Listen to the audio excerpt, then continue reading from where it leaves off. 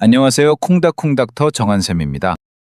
오늘도 여러분들이 건강에 대해 갖고 있는 오해, 염려, 걱정을 덜기 위해서 찾아왔습니다. 진료실에서 환자분들의 생명을 다루다 보면 때로는 아주 사소해 보이는 증상이 결정적인 단서가 되는 순간들을 마주하게 됩니다. 최근 한 환자분의 사례는 그러한 점을 다시 한번 깊이 생각하게 만드는 계기가 되었습니다. 환자분은 40대의 비교적 젊은 여성으로 특별한 과거력이나 가족력도 없는 분이었습니다.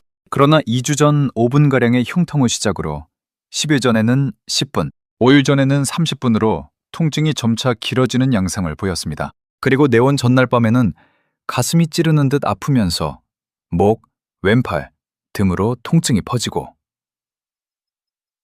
식은땀까지 동반되는 상황이 발생했습니다. 이러한 증상만 놓고 본다면 협심증일 수도 있고 아닐 수도 있습니다. 흉통의 양상이 찌르는 듯 하다는 점은 전형적인 협심증과는 다소 거리가 있어 보일 수 있지만 통증이 목이나 팔, 등으로 방사되는 양상과 식은땀은 오히려 협심증을 강하게 시사하는 소견입니다.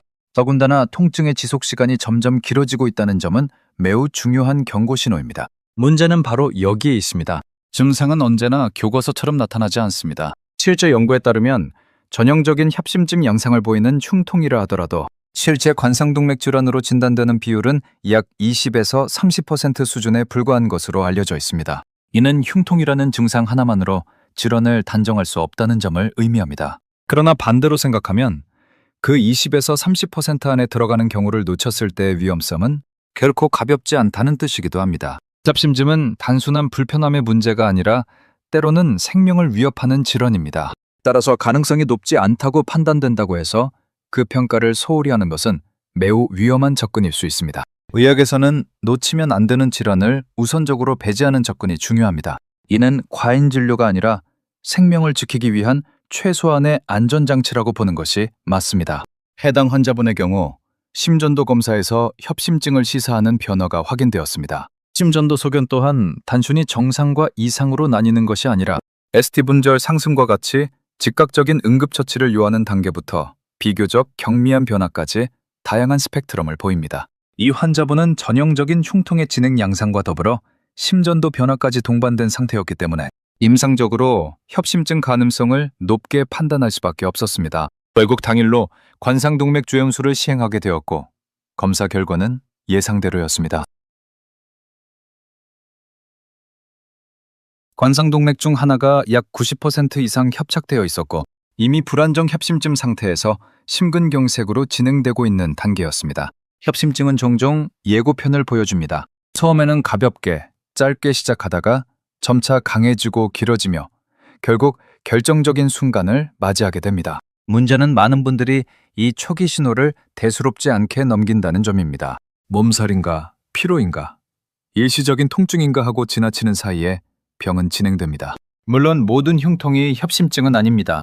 그렇기 때문에 모든 통증마다 병원을 방문해야 한다고 말씀드릴 수는 없습니다. 그러나 통증이 반복되고 점차 강해지며 지속 시간이 길어지고 방사통이나 식은땀과 같은 증상이 동반된다면 이야기는 달라집니다. 이런 경우에는 반드시 의료진의 평가를 받으셔야 합니다. 특히 중요한 점은 이 환자분이 처음 이러한 증상 패턴에 대해 챗GPT에 문의를 했고 그 결과 협심증 가능성과 즉각적인 검사의 필요성을 안내받아 병원을 방문하게 되었다는 사실입니다.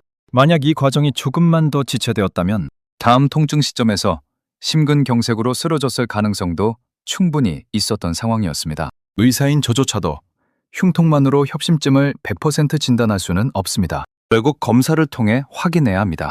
그렇기 때문에 우리는 보수적으로 접근할 수밖에 없습니다. 아무 증상이 없고 건강하다고 믿었던 분들 중에서도 심각한 관상동맥 질환이 발견되는 경우는 임상에서 매우 흔하게 접하게 됩니다. 협심증은 서서히 진행되는 만성질환의 형태를 띠기도 하지만 이 환자분처럼 갑작스럽게 악화되는 급성 형태로 나타나기도 합니다. 어제까지 괜찮았던 사람이 오늘 갑자기 쓰러지는 이유가 바로 여기에 있습니다.